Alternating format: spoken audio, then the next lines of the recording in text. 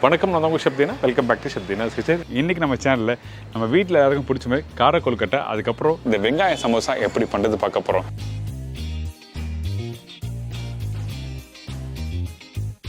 அரிசி மாவு 300 கிராம், கடலைப்பருப்பு 1 டேபிள் ஸ்பூன், உளுத்தம்பருப்பு 1 டேபிள் ஸ்பூன், வேக வச்ச பாசிப்பருப்பு 2 டேபிள் ஸ்பூன், தேங்காய் திருவியது அப்படி இல்லைன்னா பொடிசு நறுக்கியது 3-4 டேபிள் ஸ்பூன், முந்திரி பருப்பு 10-15 நம்பர், வேர்க்கடலை 2 டேபிள் ஸ்பூன், காய்ந்த மிளகாய் 6-8 நம்பர், கருவேப்பிலை சிறிதளவு, கொத்தமல்லி தேவையான அளவு, பெருங்காயம் 1/4 டீஸ்பூன், கடுகு 1/4 டீஸ்பூன், உப்பு தேவைக்கேற்ற, நல்லெண்ணெய் தாளிப்புக்கு தேவையான அளவு. இதாங்க இந்த ப்ரிப்பரேஷன் தேவையான பொருட்கள்.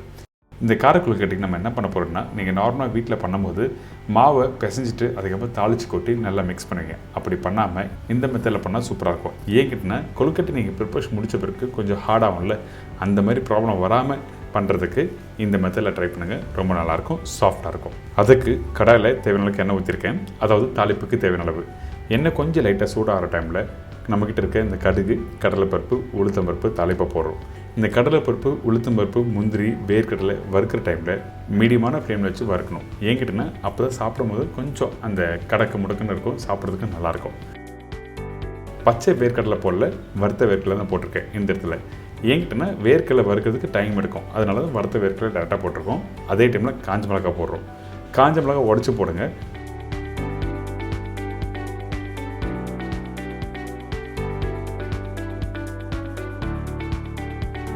இதுக்கப்புறம் பச்சை கருவேப்பிலை போட்டிருக்கேன். இந்த கருவேப்பிலை போட்ட பிறகு திருப்பியும் மீடியமான ஃப்ளேமில் எல்லாத்தையும் நல்லா வறுக்கிறோம். கார கொழுக்கட்டைக்கு முக்கியம் இந்த தாளிப்பு தான். அதாவது இந்த கடுகு, கடலைப்பருப்பு, உளுத்தம்பருப்பு, முந்திரி பருப்பு, கருவேப்பிலை, காஞ்ச மிளகாய் இது ப்ராப்பராக போட்டாலே உங்களுக்கு சூப்பராக இருக்கும், ப்ரிப்பரேஷன் நல்லாயிருக்கும்.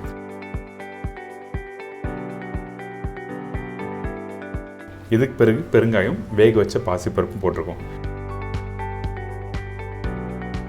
இந்த பாசிப்பருப்பு எதுக்காக இந்த இடத்துல யூஸ் பண்ணுறதுன்னா, அந்த சாஃப்ட்னஸ் கொடுக்கும், அந்த மாய்ஸ்டர் கண்டென்ட் இருக்கும். அதனால தான் இந்த பாசிப்பருப்பு இதில் போட்டிருக்கோம். அதுக்கு பிறகு தேங்காய் நல்லா பொடிசாக கட் பண்ணி போடலாம். அதே டைமில் திருவண்ண தேங்காயும் போட்டுக்கலாம். இதெல்லாம் போட்ட பிறகு நல்லா மிக்ஸ் பண்ணுங்கள். மிக்ஸ் பண்ணி முடித்த பிறகு தண்ணி ஊற்றுறோம். தண்ணி எப்பவும் போல தான் இருந்தாலும் ரேஷியோ சொல்கிறேன். 1 கப் அரிசி மாவுக்கு 1.5 கப் அளவுக்கு தண்ணி ஊற்றிருக்கேன். இதுதான் ரேஷியோ. எந்த ஒரு கொழுக்கட்டை பண்ணாலும் கரெக்டான மெத்தடில் இதே மாதிரி பண்ணாங்க, நல்லாயிருக்கும். இதுக்கப்புறம் உப்பு தேவையான அளவு போட்டிருக்கோம். இந்த தண்ணி கொஞ்சம் லைட்டாக கொதி வரணும். அதுக்கு பிறகு தான் கொழுக்கட்டை மாவு போடுறோம். இந்த கொழுக்கட்டை மாவு எப்படி பண்ணுறது சொல்லிட்டு இதுக்கு முன்னாடி உள்ள வீடியோவில் போட்டிருக்கேன், நீங்கள் வீடியோ பார்த்தா தெரியும். இப்போ இந்த மாவு போட்ட பிறகு மீடியமான ஃப்ளேம் வச்சு நல்லா குக் பண்ணுங்கள். அதிகபட்சம் ஒரு 2-3 நிமிஷம் ஆகும் குக் பண்ணி எடுக்கிறதுக்கு. அதே டைமில் காரம், உப்பு கரெக்டாக இருக்க செக் பண்ணிக்கங்க. உப்பு நீங்கள் போடும்போது தண்ணி கொதிக்கும் போது போட்டால் தான் உங்களுக்கு கரெக்டாக இருக்கும். இந்த ஸ்டேஜில், அதாவது மாவு மிக்ஸ் பண்ணி முடித்த பிறகு உப்பு போட்டிங்கன்னா கண்டிப்பாக சரியாக வராது. இன்கேஸ் உப்பு கம்மியாக போட்டோம் அப்படின்னு இருந்துச்சுன்னா அந்த டைமில் கொஞ்சமாக தண்ணி எடுத்து அந்த உப்பு கொஞ்சம் கெட்டியாக கரைச்சி தெளித்து மிக்ஸ் பண்ணால் ஓரளவுக்கு கண்ட்ரோல் பண்ண முடியும்.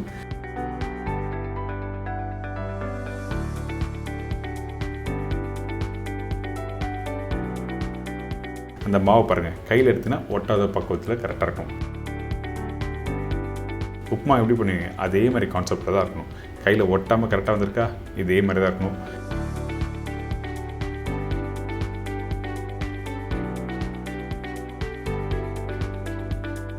இன்னொரு விஷயம், இந்த காரக்கொழுக்கட்டை பார்க்கும்போது அந்த தாளிப்பு அதிகமாக இருக்கா, ரொம்ப இம்பார்ட்டன்ட். எந்த அளவுக்கு தாளிப்பு நல்லா அதிகமாக போடுறீங்களோ சாப்பிட்றதுக்கு ரொம்ப நல்லாயிருக்கும். இப்போது நம்ம என்ன பண்ணுறோன்னா, அப்படியே ரவுண்டாக பிடிச்சி ஸ்டீம் பண்ண வேண்டியதுதான்.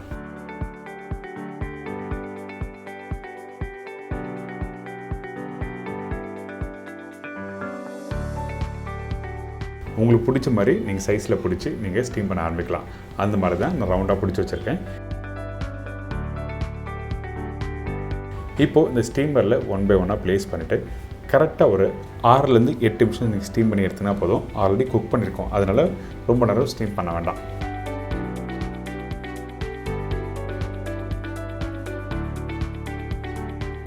இப்போ ஒரு மூடி போட்டு ஓப்பன் பண்ணிங்கன்னா கார கொழுக்கட்டை ரெடி.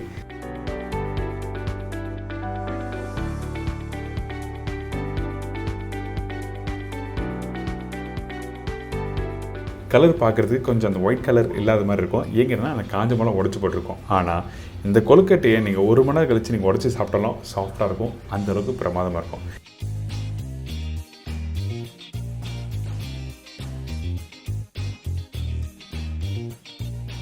இதை தொடர்ந்து சமோசா எப்படி ரெடி பண்ணுறது பார்க்க போகிறோம். இப்போ சமோசாவுக்கு தேவையான பொருட்கள் பார்த்தலாமா?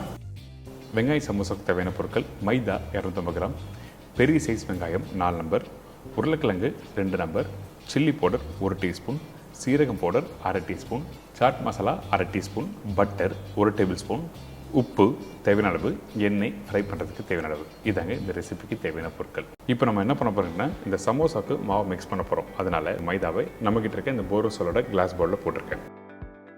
இந்த மைதாவில் உப்பு, கொஞ்சம் பட்டர், அதுக்கப்புறம் தேவையான தண்ணி ஊற்றி நல்லா மிக்ஸ் பண்ணுறோம்.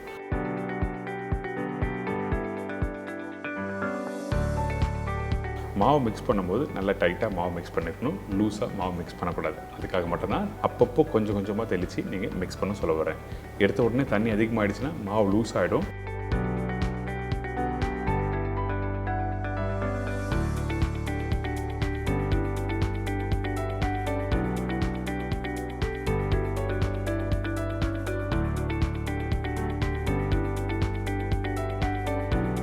இந்த மாவு ரெடி ஆகிடுச்சுல. இதுக்கு பிறகு பார்த்தீங்கன்னா இந்த ரெடியான மாவை வச்சு நம்ம என்ன பண்ணுறோம், லைட்டாக கட்டிங் போர்டில் போட்டு ரோல் பண்ணுங்கள். இந்த மாதிரி ரோல் பண்ணும்போது கொஞ்சம் ஷேப் கிடைக்கும். அதனால தான் இந்த மாதிரி பண்ணுறோம். இதுக்கப்புறம் இந்த பவுலில் போட்டு கரெக்டாக ஒரு மூடி போட்டு நீங்கள் ஊற விட்டுருங்க. குறைஞ்சபட்சம் ஒரு 1/2 மணி நேரம் நல்லா ஊறின பிறகு தான் நீங்கள் இந்த மாவை எடுத்து நீங்கள் தேய்ச்சி சமோசா மடிக்க முடியும். பை த டைம் இந்த சமோசாவுக்கு ஆனியன் மசாலா ரெடி பண்ணிடலாம். ஃபஸ்ட் நம்ம என்ன பண்ணுறோம், இந்த வெங்காயத்தை வந்து தின் ஸ்லைஸாக கட் பண்ணி வச்சுருக்கோம். இந்த ஆனியன் யூஸ் பண்ணும்போது தண்ணி இருக்கக்கூடாது. அதனால் முடிஞ்ச அளவுக்கு நல்லா ட்ரையாக யூஸ் பண்ணுங்கள். ரொம்ப ரொம்ப இம்பார்ட்டன்ட். தண்ணி இருந்ததுன்னா ஸ்டஃபிங் கரெக்டாக பண்ண முடியாது. இதுக்கப்புறம் வேக வச்ச உருளைக்கிழங்கு போட்டிருக்கேன். உப்பு தேவையான அளவுக்கு, chilli powder, jeera powder,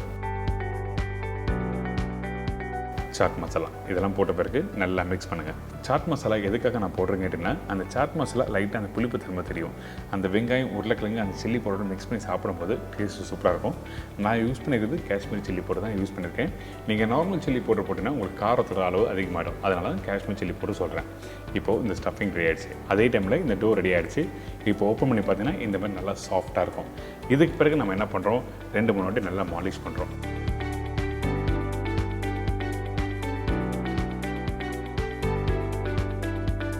Molisch பண்ணிவிட்டு அதுக்கப்புறம் உங்களுக்கு தேவையான சைஸில் நீங்கள் கட் பண்ணிக்கலாம். ஃபஸ்ட்டு ரஃப்பாக கட் பண்ணுறேன். அதுக்கப்புறம் பேடை எப்படி கட் பண்ணுறது நான் சொல்லித்தரேன்.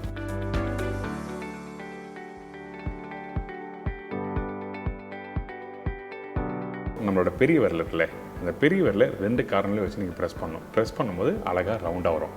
இப்போ எப்படி பண்ணுறேன்னு சொல்லிட்டு நீங்கள் தெளிவாக பாருங்கள். இப்போ இந்த விரல் இருக்குது. அதுக்கப்புறம் சின்ன விரல் வச்சு லைட்டாக நீங்கள் ப்ரெஸ் பண்ணால் அழகாக ரவுண்டாக வந்துடும். அதுக்கு முன்னாடி இன்னொரு முக்கியமான விஷயம் இருக்குது. இந்த மாவை ஃபஸ்ட்டு ரவுண்டு பிடிக்கிறதுக்கு முன்னாடி இந்த மாதிரி மடிக்கணும். அதாவது உங்களோட பெரிய விரல் 2 விரலை வச்சு நல்லா மடிச்சுட்டு அதுக்கப்புறம் வந்து பெரிய விரல் சின்ன விரல் நடுவில் வச்சு நீங்கள் லைட்டாக ப்ரெஸ் பண்ணினா அழகாக ரவுண்டு வந்துடும். இந்த மாதிரி எதுக்காக பண்ணுறோன்னா கரெக்டான ஷேப் கிடைக்கும், கரெக்டான சைஸ் கிடைக்கும். அதுக்காக மட்டும்தான் இந்த மாதிரி பண்ணுறோம். வீட்டில் ட்ரை பண்ணி பாருங்களேன், ஒரு நாள் கண்டிப்பாக உங்களுக்கு பண்ண முடியும். இதுக்கப்புறம் நம்ம என்ன பண்ணுறோம், இந்த சமோசா மடிக்கிறதுக்கு ஒரு பேஸ்ட் ரெடி பண்ண போகிறோம். அதனால் இந்த மைதாவும் கொஞ்சம் தண்ணி ஊற்றி கொஞ்சம் கெட்டியாக கரைச்சிட்றோம்.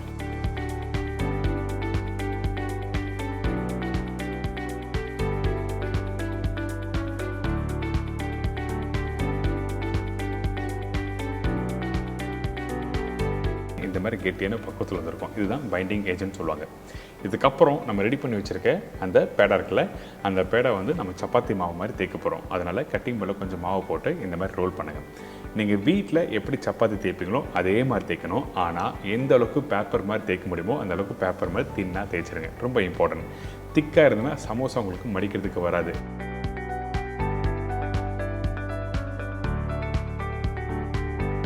இதுக்கு பிறகு ரெடி பண்ணி வச்சிருக்க ஷீட்டை வந்து 2 கையில் லைட்டாக டச் பண்ணுங்கள். இந்த மாதிரி பண்ணும்போது எக்ஸஸாக இருக்க அந்த மாவு எல்லாமே வெளியே வந்துடும். ஸோ இப்போ நம்மகிட்ட இருக்க அந்த பேடா எல்லாத்தையும் இந்த மாதிரி தான் தேய்ச்சி ரெடி பண்ணி வச்சுருக்கேன். இதுக்கப்புறம் நம்ம என்ன பண்ணுறோன்னா, ரெடி பண்ணி வச்சுருக்க அந்த ஷீட்டில் 1 by 1 மேலே ப்ளேஸ் பண்ண போகிறோம். ஃபஸ்ட்டு லேயர் வச்சுருக்கோமா, அதுக்கப்புறம் கொஞ்சம் லைட்டாக மைதா டேஸ் பண்ணுங்கள். அதுக்கப்புறம் கார்னர் பகுதியில் கொஞ்சம் லைட்டாக ஆயில் அப்ளை பண்ணுறோம். இந்த மாதிரி 1 by 1 ஷீட்டை நீங்கள் ப்ளேஸ் பண்ணுறோம். எதுக்காக இந்த மாதிரி பண்ணுறோன்னு கேட்டிங்கன்னா, கார்னருக்கு நீங்கள் வீட்டில் சமோசா நீங்கள் பண்ணும்போது சீக்கிரமாக வந்து ஒரே ஈவன் சைஸாக நீங்கள் பண்ண முடியும். அது மட்டும் இல்லை, சீக்கிரமான டைமில் கம்ப்ளீட் பண்ண முடியும். இல்லை நான் ஒன்று கட் பண்ணி பண்ணுறேன் அப்படின்னு நினச்சிங்கன்னா கண்டிப்பாக உங்களால் பண்ண முடியாது. ரொம்ப டைம் எடுக்கும். நீங்கள் 10 சமோசா பண்ணுறதுக்கு குறைஞ்சபட்சம் அரை மணி நேரம் டைம் எடுத்துரும். அதனால தான் ரெடி பண்ணி வச்சுருக்க அந்த ஷீட்டை ஒன்றுக்கு மேலே ஒன்று வச்சு இந்த மாதிரி ரோல் பண்ணுறோம்.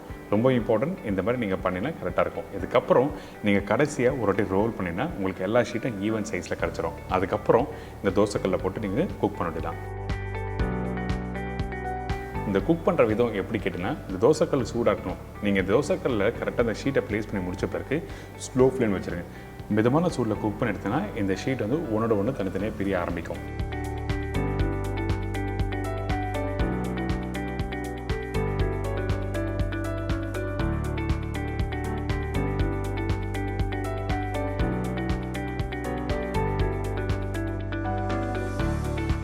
இந்த மாதிரி ஷீட்டு தனித்தனியாக வர ஆரம்பிக்கும். இதுக்கப்புறம் நம்ம என்ன பண்ணுறோம், சைடில் இருக்க ட்ரிம்மிங்ஸ் எல்லாத்தையும் கட் பண்ணுறோம். ரொம்ப பேசிக். நீங்கள் சமோசா ப்ராப்பராக நீங்கள் மடிக்கணும்னு வச்சிங்கன்னா அப்போது இந்த சைடில் அங்கங்கே ஒன்று பெருசு ஒன்று சின்னதாக இருக்கும் பார்த்தீங்களா, அதை வந்து இந்த மாதிரி ட்ரிம்மிங்ஸாக நீங்கள் கட் பண்ணி எடுத்துருங்க. அப்போ தான் ஈவன் சைஸ் கிடைக்கும் நம்மளுக்கு. இதுக்கப்புறம் உங்களுக்கு சமோசா என்ன சைஸில் வேணுமோ அந்த சைஸில் நீங்கள் இந்த ஷீட்டை கட் பண்ண ஆரம்பிங்க. 2 இன்ச்சு இல்லை 3 இன்ச்சு அதுக்கேற்ற மாதிரி நீளம் அகலம் பார்த்து நீங்கள் ப்ராப்பராக நீங்கள் கட் பண்ணிக்கலாம். இப்போ கட் பண்ணி எடுத்திங்கன்னா இந்த மாதிரி ஷீட்டு தனித்தனியாக வரும். பார்த்தீங்களா, டைம் மிச்சமாகும், ஒரே சைஸ்லையும் கிடைக்கும். அதனால தான் இந்த மாதிரி ஸ்டெப் பை ஸ்டெப்பாக பண்ணுறோம்.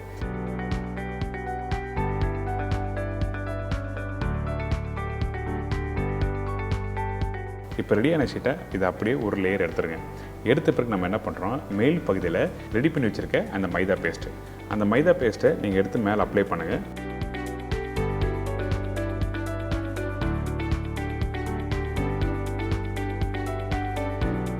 அப்ளை பண்ண பிறகு ஃபஸ்ட் நம்ம என்ன பண்ணுறோம், வி ஷேப்பில் மடிக்கிறோம். இந்த வி ஷேப்பில் மடித்த பிறகு ஃபஸ்ட்டு லேயர் மடிக்கிறோம், 2வது லேயர் அதே மாதிரி மடிக்கிறோம், 3வது லேயர் மடிக்கிறோம். 3வது லேயர் மடித்த பிறகு உங்களோட பெரிய விரல் சின்ன விரலுக்கு நடுவில் இந்த மாதிரி பாக்கெட் மாதிரி வச்சுருங்க. வச்ச பிறகு அதில் ரெடி பண்ணி வச்சுருக்க அந்த ஸ்டஃபிங் உள்ளே வைக்கிறோம். இதுக்கு பிறகு எல்லா பகுதியிலையும் அந்த பேஸ்ட்டை அப்ளை பண்ணுறோம். அப்ளை பண்ணிவிட்டு இதை அப்படியே நீங்கள் மடிக்க வேண்டியதான். ரொம்ப சிம்பிள் தான். நீங்கள் வீட்டில் 2-3 வாட்டி வீட்டில் ட்ரை பண்ணி பார்த்தீங்கன்னா கரெக்டாக பண்ண முடியும். முக்கியமாக இந்த பேக் பண்ணுறது எப்படி பேக் பண்ணணும்னு சொல்லிட்டு புரிஞ்சுக்குங்க. இப்போ திருப்பி ஒன்று பண்ணி காமிக்கிறேன். ஃபஸ்ட்டு அந்த பேஸ்ட் அப்ளை பண்ணியிருக்கேன்.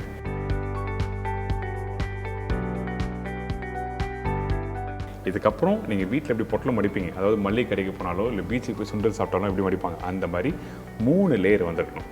மடித்த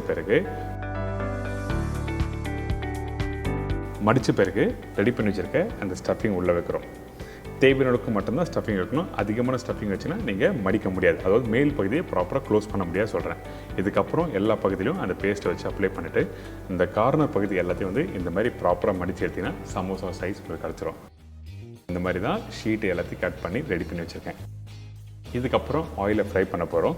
நீங்கள் ஆயிலில் ஃப்ரை பண்ணுறது பக்கம் ரொம்ப இம்பார்ட்டன்ட். எண்ணெய் சூடாக இருக்கணும். அதே டைமில் ரொம்ப சூடாக இருந்ததுன்னா உங்களுக்கு சமோசா ஃப்ரை பண்ணும்போது பபுள்ஸ் வந்துடும். அப்படி வந்தால் ப்ராப்பராக குக் பண்ணுற விதம் இல்லைன்னு அர்த்தம். அதனால் கரெக்டான சூடில் நீங்கள் ஸ்லோ ஃப்ளேமில் குக் பண்ணணும்.